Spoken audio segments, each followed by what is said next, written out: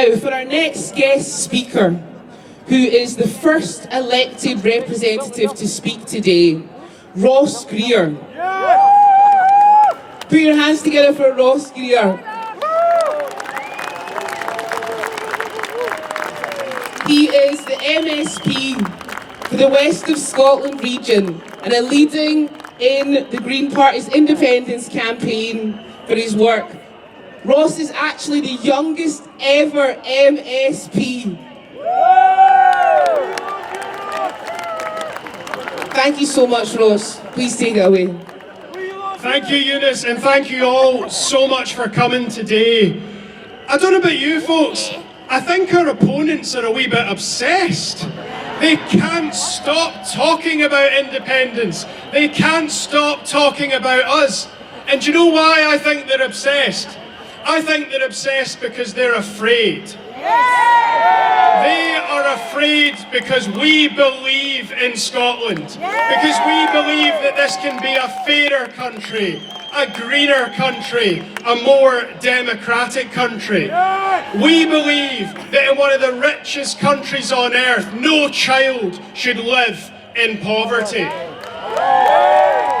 And we believe in the very simple principle that the people who live here should be in charge of this country's future, and they should get the governments they voted for.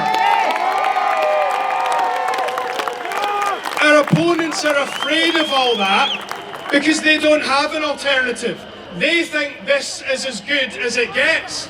They think child poverty and benefit sanctions and Tory governments are as good as it gets for Scotland.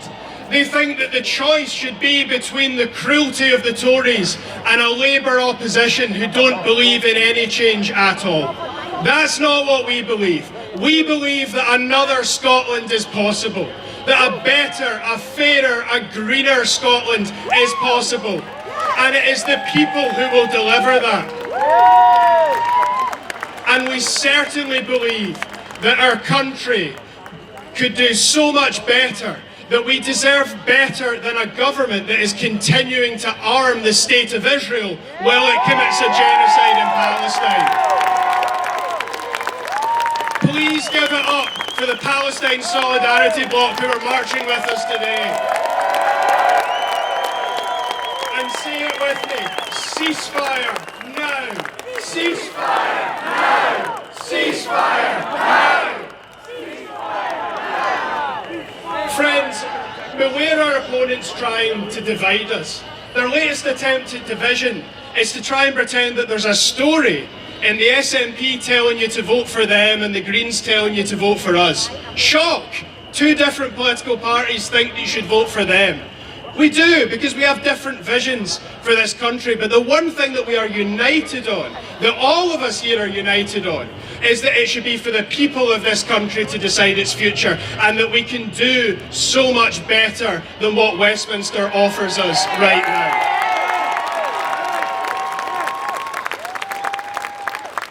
And as the Green Party, we know that independence is critical for tackling the climate emergency. It's been a difficult few days for Scotland's climate ambitions. The targets we set, those world-leading targets, they were set by all parties, including the Tories, on the understanding that the UK government would cooperate with us.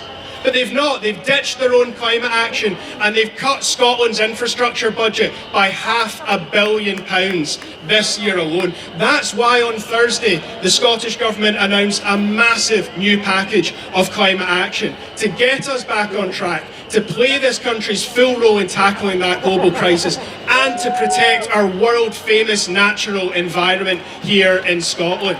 That is what you're getting from this pro-independence majority government. Friends, the strength of our movement is not in everything that we agree on, I think. It's actually in our disagreements. It's in the range of visions that we have for an independent Scotland.